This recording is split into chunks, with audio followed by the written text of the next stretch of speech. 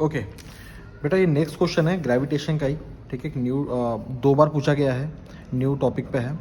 2 बार पूछा, नवंबर 20 और मार्च 22 में पूछा गया क्वेश्चन है। क्या बोलता है देखिए, एक ऑब्जेक्ट है, टेक्स 5 सेकेंड, उसे 5 सेकेंड लग रहे हैं to reach the ground from a height of 5 metre. मतलब ये ऑब्जेक्ट यहाँ पे है, इसको सरफेस पे आने के लिए, गिरने के लिए कितना सेकंड लग रहा है? 5 सेकेंड टाइम लग रहा है, ठीक है। नीचे आ रहा है, ये क्या हो रहा है? नीचे आ रहा है, ओके, ठीक है। तो इसकी हाइट कितनी है सर? ये हाइट कितनी दी है? 5 मीटर। मतलब ये यहाँ से यहाँ तक आ रहा है, तो इसका डिस्प्लेसमेंट कितना है? 5 मीटर। डिस्प्लेसमेंट, हाइट ही क्या है? डिस्प्लेसमेंट है, मतलब कितना है ये? 5 मीटर है, ओके। टाइम कितना लग रहा है सर? टाइम लग रहा है 5 सेकेंड लग रहा है, ओके। 5 सेकेंड टाइम लग रहा है।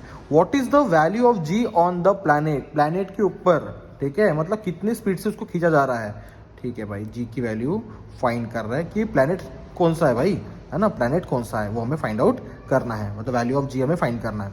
अब देखो मैं आपको एक चीज़ बताता हूँ कि मान लो कोई पत्थर हो सकता है, कोई भी बॉल हो सकता है। जब भी कोई चीज़ ऊपर से नीचे आती है ना, ऊपर से नीचे आती है, तो यार ये जो एक्सेलरेशन होता है, एक्सेलरेशन, आपको मैं पहले एक्सेलरेशन बता दूँ। एक्सेलरेशन होता है अपोजिशन। क्या होता है? अपोजिशन। अब हम कोई भी चीज़ ऊपर फेंकते हैं, अगर हम अर्थ पे है, हम कोई भी ऊपर फेंकते हैं तो नीचे आती है। क्यों? क्योंकि एक अपोजिशन है जो उसे उधर नहीं जाने देगा, मतलब स्पेस की तरफ नहीं बढ़ने देगा, उसे वो सरफेस की तरफ ही खींचेगा। उस अपोजिशन को हम क्या बोलते हैं? एक्सेलरेशन बोलते हैं। क्या बोलते हैं?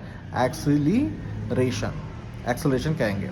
तो यार ये अर्थ का एक्सेलरेशन, तो एक्सेलरेशन ड्यू टू ग्रेविटी, क्योंकि ग्रेविटी की वजह से ऑपोजिशन है, तो उसको जी मतलब एक्सेलरेशन ड्यू टू ग्रेविटी, वो हमें फाइंड आउट करना है। तो अगर ऑब्जेक्ट अगर नीचे से ऊपर जा रहा है तो हम जी की वैल्यू नेगेटिव लेंगे।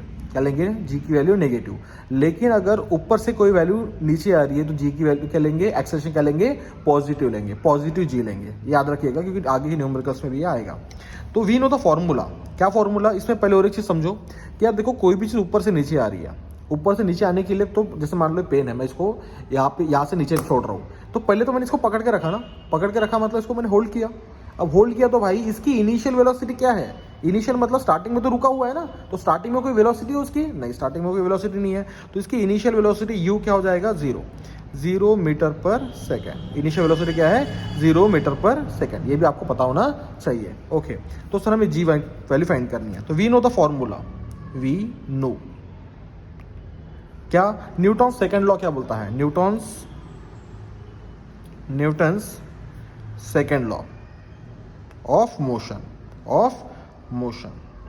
न्यूटन का सेकेंड लॉ ऑफ मोशन बोलता है s is equal to u t plus 1/2 a t square, 1/2 a t square, okay.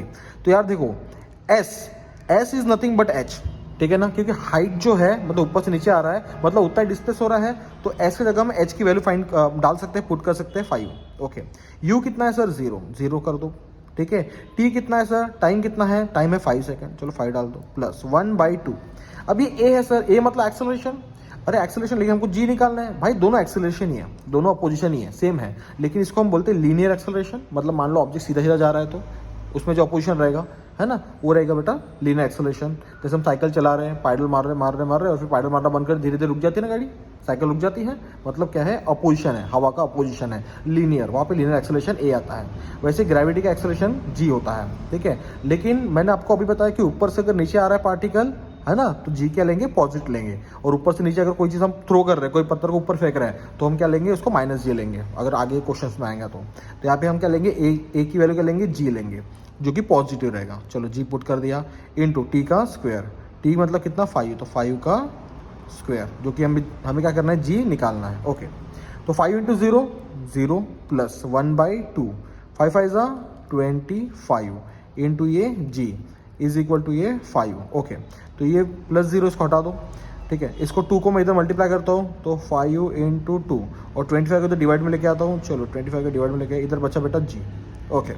तो 5 1 ज़ा 5 5 ज़ा 25, 5 5 ज़ा 25, ओके। तो जी कितना आया?